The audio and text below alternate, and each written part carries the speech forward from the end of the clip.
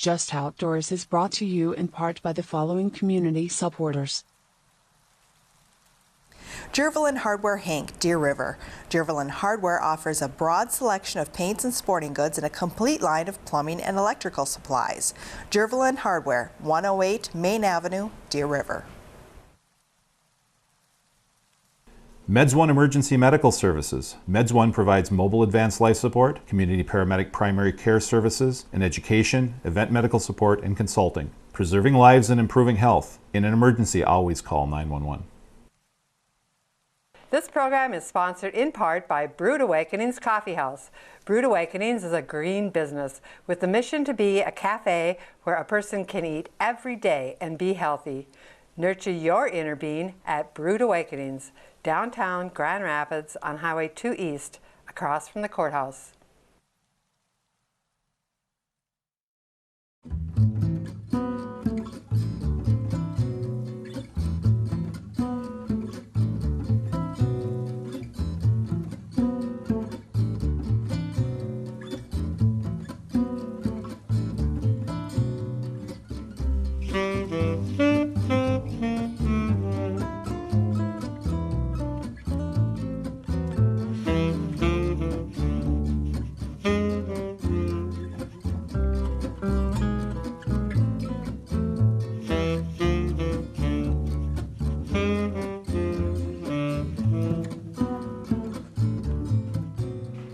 Hi, my name is Tom Chapin, and welcome to Just Outdoors. This is a program to bring you the bare facts about the woods, the waters, and the wildlife of Itasca County. And today we have a special program. We're on site at the residence of Eugene and Sharon Shadley in Grand Rapids. And Eugene Shadley is a world-class knife maker. So all you folks out there that are interested in knives, and if you're hunters, you got to have a knife with you. And even if you aren't a hunter, you're going to enjoy this program because it can involve the many products that Eugene makes, and also we're going to watch him use some of his machinery and go actually down to his shop and watch him and look at some of the things that he does and how he makes these products. So welcome to the show, Eugene. Good to have you, Tom. Thanks. Very good. And I think we first want to know a little about Eugene Shadley and how long you've lived in Itasca County, and a little about yourself. Well, I've been in Itasca County my whole life. I was born in Deer River, 1956, and went to school in Grand Rapids. And I've been interested in trapping and hunting and knives and things for years and years. It's interesting. There are so many different types of knives and guns that are available that it's really hard to get tired of new patterns and things that I want to make. So it's a very interesting career. Okay, so this is a career. Yes. What you're doing, and what we're going to see here are products of your career, the end results. Yes. And you know, you were a hunter and fisherman, so you can appreciate hunters and fishermen that need equipment and the type of equipment they use. And some of the things we're going to be talking about here is going back a few years too, because not only do you make knives, but you also make flintlock guns. Yes. I started building muzzleloaders when I was 13 years old. Wow. And it's the knife business came out of that eventually. Oh, okay. I started making some patch knives and things for acquaintances that shoot muzzleloaders, and then it evolved into Bowie knives and hunting knives, and I finally settled on folding knives. They're complicated and quite a bit more difficult to make. But yeah, so basically folding knives is your specialty. yes. Right? And then we're going to look at these aren't kit guns. These aren't out of a kit. These are right from scratch. That's correct. And so let's start with some of the knives that you produced here. I guess my first question is, how many knives do you produce every year on a yearly basis? That kind of varies depending upon the complexity of the knife. Generally around 20 or so. Oh, that many? Okay. All right. But you, obviously you're in the business of making these and selling them. That's correct. So you you're kind of well known all around, not only the country but the world. The Shadley knife, Yes. is something that is pursued by knife collectors. Yes. And most of your knives are for collectors, isn't that correct? Yeah, it's function first. I make them so they're totally usable, and then they are embellished with whatever I choose to put on them to make them nice, but function first. And yes, they are highly collectible. Okay, so you go to shows occasionally. I mean, this is where you do your business, right? I do several knife shows a year, normally on the East and West Coast. Okay. I've been doing this for a living since 1988. Yeah. So are there a lot of knife collectors in the United States? In the United States, pretty much on either coast. Okay. The middle of the country, not so much. I don't sell very many knives in Minnesota a year, mostly because they're quite expensive. And most of the bigger collectors are on either coast or overseas. Yeah. Well, what's neat about this program is we have somebody here in Grand Rapids, Minnesota, Itasca County, that produces handmade, high quality, highest quality knives. And they're mostly pocket knives, but you do other knives, but we're going to look at mostly pocket knives today. And I think it's really a neat situation to know that a person like you is living in our community, and that you function by making these knives, selling them pretty much worldwide, and you're making a living at it. It's great. Yes, the customers are all very interesting people too. They come from all walks of life, and they're very, very appreciative of what I do. It's one of the few jobs that you can have where you actually get plenty of praise for what you do. Most jobs are, you just go and you do your thing and you get paid. And this is a little different. So. Yeah, and this actually started with a hobby, really, didn't it? So it went from one thing to another. Let's take a look at what you've got here. These are some samples of what you've done lately or over a period of time here. These are knives that I've made in the last couple of years. Really? Okay. Why don't we show the folks some of your products here. Okay. And you can explain them a little bit. You want to start at this end? I can hand you one here. This is a very large knife. This is a Wharncliffe Whittler, and it's a little difficult to open here. But this has 3 blades, and the blades have got different uses, of course, and all the knives that I make are generally reproductions of old factory knives. This particular knife is fairly complicated in that there are 2 springs that run all 3 blades, and it's very large. Normally people don't like knives this large, but I have some collectors that prefer large knives. Well, if you were actually going to use that knife and you were big game hunting, it wouldn't be that large of a knife. No. It's more of that type of knife for that reason, right? That's correct. Yeah. The rest of them are pretty much pocket knives that a person would carry around on a daily basis. So beautiful knife. Yes. That there. You bet. All right. And this one, these 2, I'm going to hand you both of these so you can kind of... These knives are of a type that would have been used during the Revolutionary War in our country's early history. These kind of come from the muzzleloading field. I do some reenactment knives, and these are solid steel. They fold up, of course, very nicely. And we're going to talk about your involvement in reenactment and what that actually means later. But these are some of the knives from that period, or they're based on that style, right? Okay. Yes, absolutely. Beautiful. All right. And here's something that this looks pretty common, but yet it's a Shadley knife. And you know, Eugene, we're going to be talking about the type of steel that goes into these and hours it takes to make and all that type of stuff later, but this so people know that we're going to be talking about that type of thing too. This is just a little single-bladed Wharncliffe. It's very pointed, would work nicely for clipping coupons and little office jobs and things like that. Small, nice to carry in your pocket. And it's got some antique bone handle material on it. Okay. You know, just to think that this fine product here was just started out with a hunk of steel. Yeah. And it's just amazing, folks, when you start looking at the quality of these. Really, really something. We'll get downstairs eventually on how you do this. So there you go. And this is a manicure knife, also known as a lobster.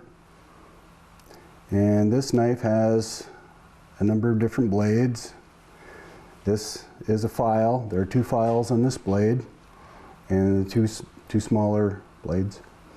This is a fingernail file, and it's a manicure. It has gold pins and shield, white pearl handle material. It's a very delicate little knife. I can see that in a lady's purse, maybe? Yes. Okay. Yeah, we can leave this open. Oops. And for you to put all that together, you're not talking about 2 or 3 parts here when you make something like that, are you? That's correct. What? This, I'll have several of these apart downstairs so you get a little better idea. Take a look at, there's a lot of lamination with metal there, isn't there? Yes. Something like that. Yes. So, all right. Next. Yeah, this is a similar knife to the earlier Warncliffe, except that this is called a half whittler, and it has a blade on either end. And this is a stag handle material on this. When you're talking stag, what are you talking about? A stag is a European equivalent to our elk. Okay. It has the antler material is more dense, and it's usually a lot more textured than our elk. So when they say stag handle, can it mean something from the United States also, or is it always from Europe? It's generally from Europe. Generally from Europe. So India, Germany, those sorts of areas. Yeah. Of course, on some of the cheaper knives, I suppose they can kind of fake that a little bit. I imagine. Oh yeah, over the years, even the knife companies in this country did some recut material that they would texture and dye it to look like stag. They weren't really trying to fool anybody, but it was a more economical way to put handle material on a knife. Okay. So when you're asking for a stag handle, you better watch what you're getting a little bit, kind of, you know. Okay. Now you got some smaller. That's what I like, that little one there. This little knife is called a Mini Congress, and this is a 3-bladed folder. Is that an older style knife from years ago? Yes. All the knives that I make are basically old factory knife patterns that have been around for years and years. How many years? Some of these, well, the Revoir is from the mid-1700s, and a knife like this would have been from in the mid-1800s. So it's hard to believe they were making this style, this knives in the 1700s. Yes. Isn't that quite amazing? With not really. The craftsmanship has been around a long, long time. Okay. The photo there is a sportsman's knife that was made. One like that was made in England in the mid-1700s. Really? Yes. With all the blades and everything. And that was before the Industrial Revolution, so they're using window light and candles and. So there were people back in the 1700s carrying around knives like this. Yes. That I did not know. It's amazing. Swiss Army knife isn't a So you original thing. Studying a little bit of history, which this is history, is all important on what you're doing. Absolutely. Yeah, you want to understand what you're doing first. Okay, now you got some. Now you talk about small. There are a couple of smaller knives here. This is. That's on a necklace chain. This is This is a necklace, and this has gold bolsters and a bail with a diamond set in the very end of it. Made this as a gift for my wife. And this is a miniature folding knife. Wow, something that small that can be produced here in Grand Rapids. I have one of these disassembled downstairs so you can kind of see the parts. Yes. Okay. Do those sell? Yes. They do. One of these is expensive as one of the larger knives that I make. They are.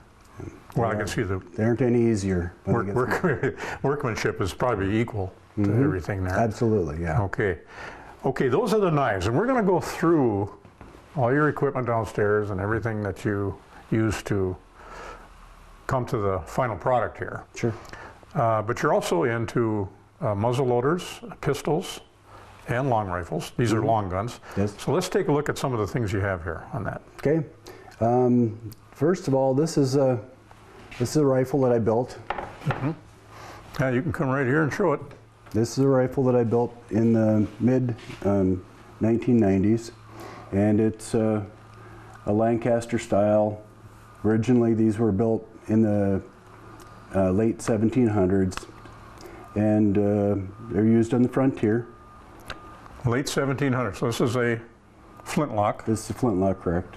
and you're going to show us how that works a little bit, because some people don't know what a flintlock is compared to a Sure. percussion and things like that. So Well, a flintlock, muzzle loader's loaded in the same manner. You load powder and ball down the barrel.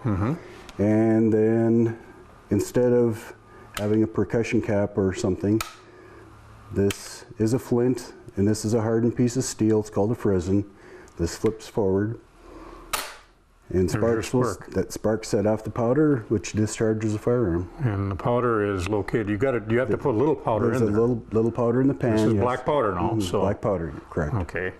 Hey, do you use rifles like this? Oh yeah, absolutely. You do. Okay.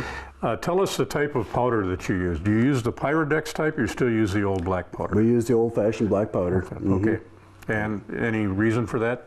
The group of guys that I hang out with are purists. Purist. There you go. We like to do everything as authentically as we can when we do our reenactment. And you can still get black powder. Absolutely, yes.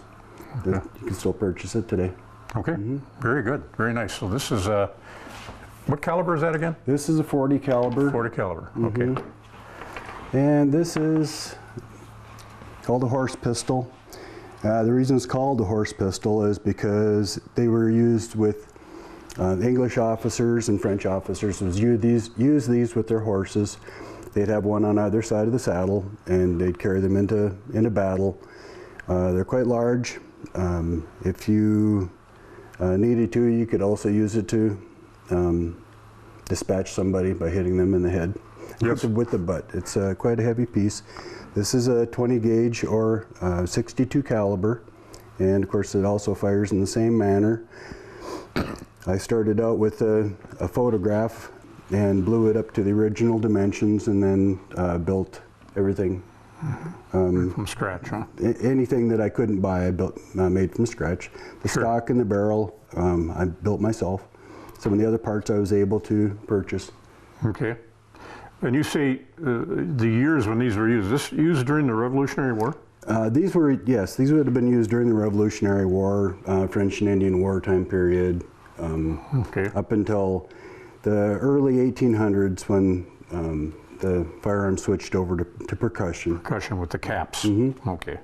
So these have been around a long, long time. These are some of the first firearms that were functionally useful, weren't they, in this country? Yes. The flintlocks it's a very reliable lock system. They were used for roughly 200 years before they changed over to the percussion. So, how many shots could they get off in a minute on something? I suppose they got pretty good with the powder horn and everything, but it still seems pretty primitive. It depends upon your ability. A normal person can load probably 3 times in a minute, which is still not too bad considering the other side wasn't loading any faster. So. Yeah, that's what it came down to pretty much. Pretty much, yes. Very good. Okay. Then we got some other things here. You got some barrels you want to show? These are interesting because they're brass, which is, I never thought you could make barrels out of brass, but here we are. These 2 barrels are brass, and brass was used quite a bit for maritime firearms, so they wouldn't rust and get nasty. Salt water, huh? All the salt water, correct. And brass is pretty durable, as long as you don't thin them out too much and make the barrels unsafe. What is brass technically? Brass is copper and tin mixture that's... Copper and tin mixture. Yeah, and there are lots and lots of kinds of brass. This particular barrel is steel. This is a portion of a muzzleloader barrel that I've modified to give it this shape. It was originally just straight octagon. Okay, And, well, right in here. And you file her down, huh? All right. And we got Very this good. little pistol here. Yep. This pistol is one that I created completely from scratch.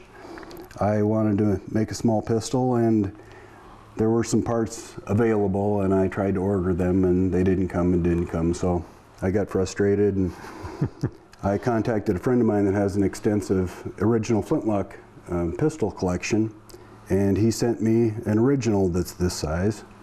I totally disassembled it, copied all the pieces, and this is what I ended up with. This is the sterling silver trigger guard, butt cap. I made all the parts, made the screws, the springs, the lock, the barrel, everything.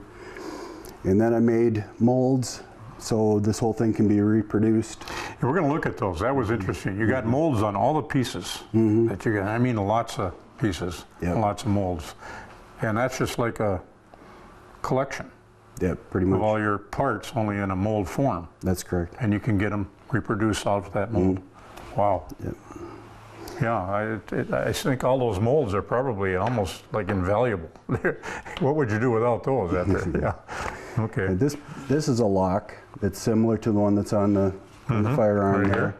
This is pretty much a standard size lock, and you can see that the whole pistol is just about the same size as the lock. So this Now you built all the parts on that lock. not this particular. Not that one. On this one, On this one you did, but this one you can get parts. You can order parts. You can order parts, like yes. this. Okay. Very good. Yep. Okay, you're kind of a little bit into little. I guess they're hatchets, but go back some years too. These are called bag axes. These would have been carried with the frontiers person. When you're shooting black powder, you have a possible bag, it's called, where you put your bullet molds and all the things that you need for shooting. And these would fit down alongside that pouch, and use them for small camp chores and things. And they didn't weigh a lot, so they were easy to carry. There's probably a lot of functions. Way you more can than the use first these one for, would think, absolutely. Yes, yes. Something like, even though it's small, you could, in a campsite, I mean, you're always cutting something. Yeah. Yeah, this smaller one is my personal one. I take that out and use it. Okay. And, I've had really good luck with that.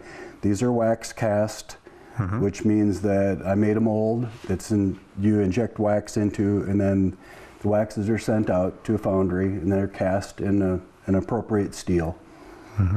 And So you got all the molds for all those? yes, Okay. I made molds for these as well. So you can reproduce those? As many as I want. Okay, sounds good. Now that we're to that stage, I just wanted to show you, show everybody here what, maybe you might want to just show the folks what you've produced here. You did write a book on how I make a multi-blade folder, and boy, talk about a technical book, as far as I'm concerned, when I was reading it, but there you go. Tell us a little about that book and how you started that. This book was originally published with a co-author. Yes. There was an article in the Blade magazine, which is an international publication, in 1996 that told about myself and two other knife makers that have got a worldwide reputation, and they called us the Big Three. So I came up with the idea that, well, maybe seeing as they think we know so much, maybe we should write a book. So I contacted the other two makers, and one of them agreed to do the foreword, and the other one agreed to do the other half of the book. So we together published a book. It was in a different format. Krause Publications in Wisconsin published it. And after they printed 5,000 copies, they decided they didn't want to republish it, so I self-published my half. And I've sold roughly 300 copies since I've done mine. And it's spiral bound, and it's You can lay it on the There you go. workbench. That's, yeah. I did all the photography for this. I took over 800 macro photographs in order to be able to get the 113 we needed for this book. But, And we're going to be looking at this equipment a little later on the show here. Yep. Some of this Stuff that you equipment is got here. downstairs, absolutely. Yeah, I went through the book last night and I was surprised how, well, technical it is, but if you really followed this book, you could, if you had the right production tools, you could make a knife out of this. You could, with if you've got some ability, you could do it with very modest tools. Okay. You don't need a lot of equipment to build knives. It's Really? No. I've taught 3 classes in Texarkana to tech school down there on how to make multi-blade folding knives, and I had as many as 7 students in 40-hour class complete a 2-bladed knife, and some of them barely knew what a screwdriver and a file were. So Okay, well. So depending upon your teaching methods. Yeah, well, obviously you had some ability there. I try to teach several different ways of doing the same job because not everybody has the same ability. Yeah. So it worked out very well. Very nice. Can you get this book locally at all? You have copies? Well, yeah, I have a copy. The Historical Society sells them. It sells them down there. Okay. Sure. So you go down to the Historical Society and these books are available. They are, absolutely. Very good. Yep. Okay, good. And why don't we talk about this now, this reenactment, and then we'll concentrate the rest of the show on your equipment. Sure. You do reenactments, so tell us what a reenactment is. Well, reenactment is trying to recreate a particular period in time. The group of guys that I hang out with, there are about a dozen of us, and we're real particular about our time period and the clothes we wear, the food we take, the equipment we have, and we try to keep that in the mid-1700s up to the Revolutionary War time period. So we don't get any nylon, we don't get any Gore-Tex, we get wool and leather and linen and all the things that they had 200 years ago. Well, I read the article in here, I'll show everybody this, but it's, if you're living off the land, you mean you eat off the land too? Yes. Yeah, you catch your own critters, you catch your own fish, and you try to survive that 5 to 7 days or whatever you decide it takes. You go with a crew of guys too. Generally anywhere between 1 and we've had like 6 or 7. 6 or 7, okay. The reason I'm showing this magazine, this came out, well, just came out, and this was a trip that you took last fall that happens to be reproduced, and there's going to be a series of 3 stories on this, right? Yes, that's correct. And this is the page of the opening of the article, 7 days on the water. And you had 4 local individuals on this trip, didn't you? There were 3. 3 local. Okay. One fellow went solo. Okay.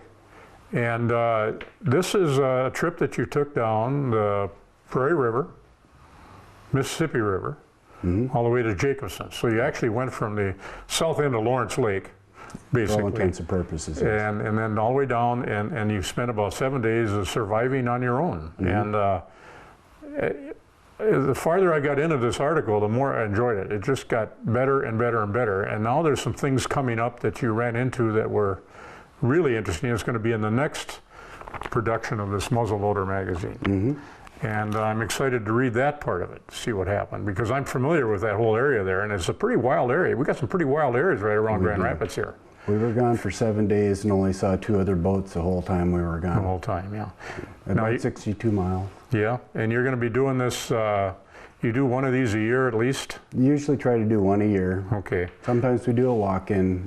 We usually like to do at least 1 before we go in the water. Okay, and what interests me is some of the things you try to stick to the basics, and here isn't that just a perfect picture, but you use birch bark canoes. Birch bark canoes. Our group has 5 birch bark canoes. Yeah, and cedar paddles, whole thing.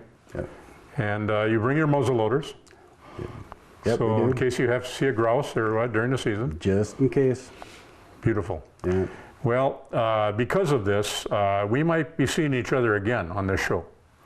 Because I'm thinking about maybe in one of the future shows here, maybe following you down the river or wherever you go and seeing what goes on these encampments and some of these, so it's going to be neat.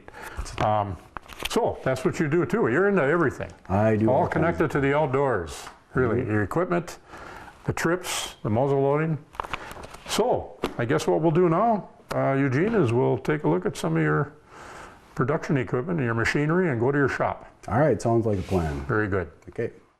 Okay, we're down in Mr. Shadley's shop, down the next floor down from where we were.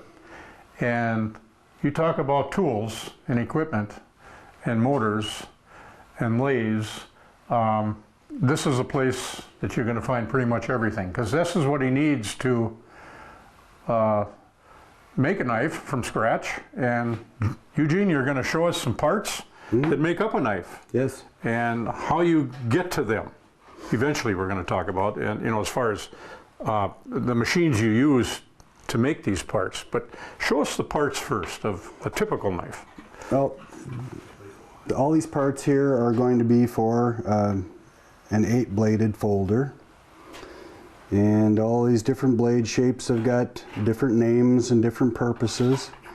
One of my customers in California has ordered this particular knife. Are a lot of these knives you're making, like this knife here, are you fulfilling an order? This will be for an order, yes. The gentleman. This knife's already been sold. Yes, he's already purchased 2 technically. Yes. Technically, okay. And like a lot of your knives? Most of the knives that I make are for orders. I do some speculation knives that I take to knife shows to be available for sale at the show that don't have a commitment from anybody. Okay. And these blades are ATS 34 high carbon stainless steel. Okay, explain that, because high carbon stainless steel. Tell us stainless steel and high carbon, and this ATS 34, what does that mean? ATS 34 is a particular type of steel. It's stainless, which means it's got enough chrome in it to prevent it from tarnishing and getting rusty under normal use. Okay, chrome is what's put into steel to make it a little less stainless, a little more stainless? A little more stainless, correct. Okay, so chrome is the element. Chrome or nickel, depending. Or nickel, okay. And it allows it to be more easily polished. It gives it stain resistance. There are all different kinds of materials that go into making different steels, and they all serve a different purpose. Okay, so tell us about the carbon then. The carbon in steel allows it to be able to be hardened. It allows it to be hardened. So the steel that you buy for this knife isn't as hard as you would want it to be? That's correct. It comes in what's called an annealed form, and it's you can cut it with a hacksaw and file it and work it however you need to, drill holes in it, and then it gets hardened, which this particular kind of steel, you have to bring it up to 1925 degrees, and then you do what's called an air quench on it. You expose it to a blast of air, and it cools it down very quickly, which shrinks the molecules and makes the steel hard. Well, you're going to show us that machine because you have that here. I will show you that. All yes. right. And then the other part of the process too is drawing temper, and the blades get drawn to a different temperature than the springs do. The springs need to be more flexible. You only want to take out as much of the hardness in a blade as you need to, so it's not brittle. It needs to be sharpenable but not brittle. And so your steel originally doesn't come real hard, is that that's what you're correct. saying? And you harden it up and then you can bring it back? That's correct. Ah, You basically over harden it, and then you draw it back to whatever you can. Hardness you want, which is referred to generally with steel as Rockwell hardness. Rockwell hardness, and you got numbers on that, don't That's you? correct. So I see that when you buy knives out of a catalog, or you buy a knife like L&M or something, it'll have a hardness on there. Right. And usually it's between like 54 and 60 or something like that. Is that generally in the high 60s, or I'm sorry, the high 50s. High 50s. And it's usually all what they call this ATS 34. That's usually the steel that they use in a lot of those, isn't it? Actually, a lot of the factory knives are more of a 440 or some of those other higher chrome content steels that are more stain resistant, yes. Okay. They'll take an awful lot more abuse. Is that stainless steel then? Yes. The reason that I picked this particular type of steel is that it has very good edge holding abilities and it's moderately stain resistant. So under normal use, it's not going to get all rusty and tarnished up. Can you buy your steel in Minnesota? Where do you get it? I get my blade steel from Admiral Steel in Chicago. The frame steel is another type of a stainless steel that comes from California.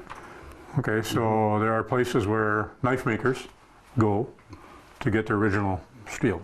Yes, generally there are supply catalogs that you can use. I buy enough that I get it from a different type of a supplier than a normal knife maker's catalog. Okay, what do you got here? These are, this is the other type of stainless that I use. This is called 416. It's a low carbon stainless steel. This can be hardened a little bit. You can only do so much with it. These are the springs that are made out of the same material, and these are patterns that I use for scribing the parts out. And this is a smaller version of the same knife, but this has the handle material area has been machined out, and then on the other side it's been relieved so that the blades can move without scratching them when they're being opened and closed. And that can be, there's lots of different methods of putting these things together. You can fabricate parts by cutting pieces and soldering them on. You don't have to machine anything. There's lots That'd be of a cheaper knife then, wouldn't it? Well, not necessarily. It's just another method of doing it. Oh. I like the integral parts. It tends to make for a stronger knife. Mm-hmm. And this other is a set of parts that went into making this knife that we looked at earlier. This is a manicure knife. These parts go into that knife? That's correct. Wow. And every one of those parts are handmade? Yes. And they've got an odd little spring. There are 3 portions of this spring. This runs one blade, this runs one blade, and this runs one blade. It's called a fork spring. And all these pieces are all handmade. Mm-hmm. And this is a smaller, this is the necklace knife. The little necklace knife we saw earlier. And then these are all the parts that go into making one of those. Very diminutive parts. They're hard to hang on to, and the knives cost as much for a small one as they do a big one because they're difficult to work with. This is part of a knife I'm currently working on. This has got stag. That's called amber stag. It's a special color. And I've done some embellishments where I've filed some flutes on here, and then it will get gold shield. Looks like this type of steel you use, you can really polish it up good. Yes, that's all hand polished. Okay. And these would be the gold shields that go into the cavities here once I get done working with those. So. That's gold. Wow. Okay, so these are, this is the collector knives that we're talking about here. People that buy these knives, purchase them for display. Yeah. They're also fully functional. That's like I said earlier, that that's my main objective, is to make something that's functional and when it's beautiful. Besides, this particular knife is a reenactor's type knife. This is made out of a bandsaw blade from a large sawmill bandsaw, and this particular blade hasn't been heat treated.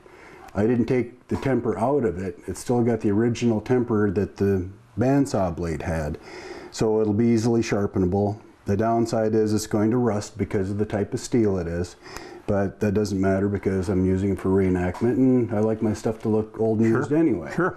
So there are lots of different ways that you can get to this. So bandsaw steel. Bandsaw blade steel would be an L6 type, which is a high carbon tool steel. It doesn't have as much chrome or nickel in it to make it stain resistant, because it doesn't need to be. It needs to be, it needs to have good edge holding abilities, because it gets sharpened and sharpened, and Sure. you saw lots of lumber with them. So the tool steels generally aren't a stainless type. One of the better, one of the harder blade steels would be a D2, which is a real low stainless, high carbon, and those are made for making big dies and things for shearing metal and things like that.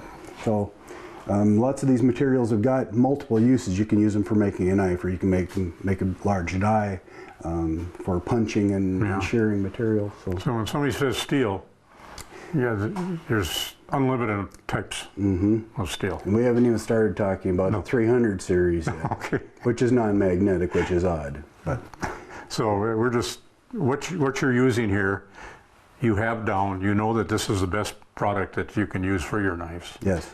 And that's what you choose. And also I do my own heat treating, and if you don't heat treat something properly, it's not necessarily going to be a good tool either. So you have to know the particular kind of steel you have to know the heat treating process that's involved in making it work to its optimum level. And it gets to be a little bit involved. Yeah. Okay, well, let's go take a look at some of that heat treating equipment that you have, some of the other things. All right, very good. Very good. Okay, we're here in Eugene's other part of his shop with a heat treating machine that we talked about earlier, on how to heat treat this metal that goes into these knives, and that's a very important process. And Gene, show us what you got. This is a digitally controlled heat treating furnace, and I harden the blades in here, and I also draw temper on the springs in the same unit. This will heat up the blades to 1925 degrees, and then I pull them out, and there's a blower here. This forces cold air on the parts and hardens them up. And after I get done hardening them, then the blades will go into this oven. And this oven, I set at 400 degrees. It takes some of the hardness back out of the blades so they aren't brittle.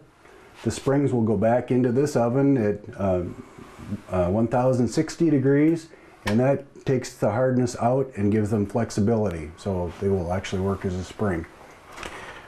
What if you didn't put the air on those and cool them quickly? Is that an important factor? That's an important part of this particular steel. Some steels are quenched in oil, some are quenched in water, some are quenched in moving air like this.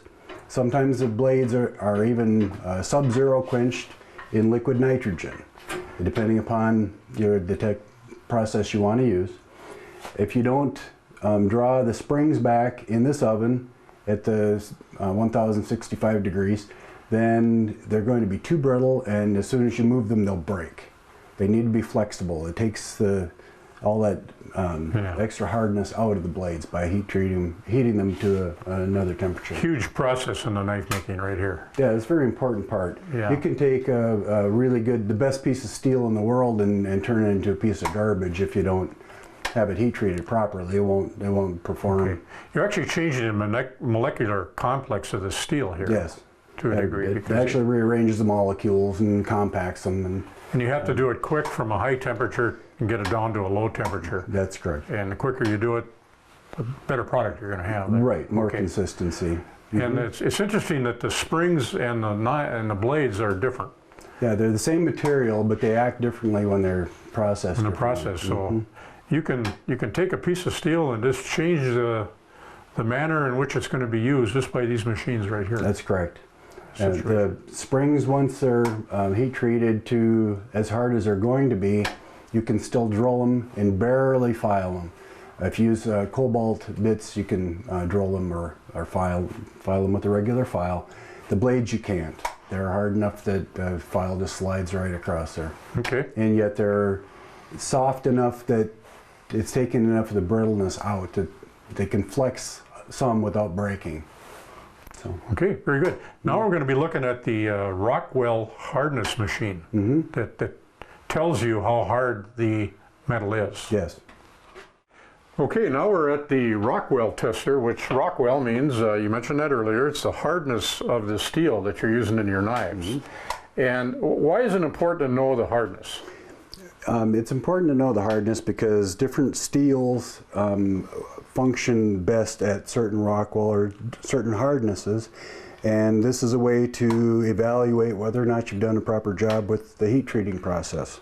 Okay, so do you, every piece that you bring out of that heat treating process, do you put through this? I evaluate every batch that I take out. Every batch? Every packet that comes out. The parts will get put into a stainless steel foil when they go in, so they don't get oxidized on the outside. And when they come out, then I cool them off in the normal manner, and then they're checked on the Rockwell tester, so I know whether or not I've done my homework with the heat treating process. How often are you off on that? Sometimes where you have, can you put it back through? You can. The oven is digitally controlled, so it works within a couple of degrees. There's a pretty low event of malfunction with any of that, so it's quite reliable. Okay, you still need to check just to make sure. Okay, let's see how you do that then. What do you have here? This is a piece of ATS 34 that's been heat treated, and this has been left full hard. This was come out of the oven and be quenched with air. And this particular piece goes in here, and you turn the dial, and there's a little lever on the side here. You flip that, and this is going to turn and indicate the hardness. Okay, there's the dial going, and it takes a little while. And what it's doing is it's checking the molecular structure of that steel, isn't it? Yes, there's a diamond in here that actually presses into the steel. And you pull this lever back, and this is showing us that it's at 49 Rockwell. Which is soft. No, it's hard. 49 Rockwell is hard. I'm sorry, 59. 59, okay. 59 Rockwell is hard. All right, so that's... This is a piece of that bandsaw blade material as it came out of the bandsaw blade, and this particular piece is going to run in the high 40s, which makes it more of a spring and less brittle. Less brittle, and a bandsaw blade has got to be able to do that because the part gets turned around and around and around. It's got to flex. That's the nature of the. They don't break very often, do they? No, they don't. After a while, they'll get fatigued, but that's hundreds of thousands of revolutions. Because of the type of steel it's made out of. Correct. Right. And this is just a little bit over 49 Rockwell. So this is quite flexible, but... You wouldn't make a knife blade out of that though, would you? Yes. This will work for a knife blade. A 49 Rockwell. But yes. You're going to change the Rockwell number on that. I'm not going to change this. You aren't? Okay. No. This is perfectly acceptable for what it's going to be used for. This particular knife is a reenactment knife, and you carry it in a little sheath right here, and you just use it for little jobs. You don't need to have it. Is that easier to sharpen? This would be a lot easier to sharpen. You can sharpen this with a file, correct? Okay. So it's easily sharpenable in the field, which is nice too. So you know, you hear about different styles of knife and companies making knives. You hear about like the buck knife. Mm-hmm. It always appears to me, the ones I've had, it's very difficult to sharpen. Generally, those sorts of knives are, they've got more chrome or nickel in them, and those are both real abrasion resistant materials. They don't necessarily hold an edge well. They're really good at not tarnishing and getting rusty and being nasty, which most people don't want that. Mm-hmm. They want to have a nice looking knife. But because of the chrome or the nickel content, it makes them hard to sharpen because those are inherently wear resistant materials. A piece of nickel silver, which is technically a bar of nickel, is real sticky to try to drill. It doesn't want to machine. It doesn't want to do anything. It's difficult material to work with. And the same thing with chrome. Chrome is really hard and abrasion resistant. So. Okay, one question I have is sharpening knives. there's different types of knife sharpeners that you can buy out there. Some are steel and some are ceramic. What's the difference there, and what do you recommend? Well, it depends upon the kind of knife you're trying to sharpen. Lansky makes a very nice sharpening device. The thing that I like about it is that you clamp the blade in a fixture and you're able to maintain a particular angle as you're sharpening. And the consistency there is really nice, because if you're going this way for a while and this way for a while, you end up with a rounded area. You need to have a consistent flat where you're sharpening. Same all the time. But and ceramic is? They aren't necessarily, ceramic is good. Diamonds are great. They're more expensive, of course. And if you've got a steel in your kitchen set for just kind of straightening up the edge, those work just fine for that. But usually ceramic or diamond works the best for sharpening most of those materials. Okay, very good. Well, we've gone through pretty much everything that we desired when we first started the show. We showed the equipment, we showed all your products, everything that you're interested in and what you're making. Anything you want to say? Well, for anybody that's interested at all in learning how to make knives, it's not all that difficult. There are lots of how-to books, not necessarily the one that I wrote, but there are lots of really basic books, and you don't need a lot of equipment to do that. Heat treating can be done with an oxyacetylene torch. It can be done in a coal-fired forge. You can go to the supply places and buy kits where they've already got pre-made blades, and you can put your own handles and bolsters and make your own sheaths and things like that. So it's pretty easy to get started in it, and you never know, it might be interesting hobby for somebody. Yeah, well, get started young maybe too, wouldn't hurt it. That doesn't hurt. That doesn't hurt. Okay. Thank you very much, Eugene, for showing us your wares. Okay. Appreciate it. And thank you folks for watching Just Outdoors, and stay informed.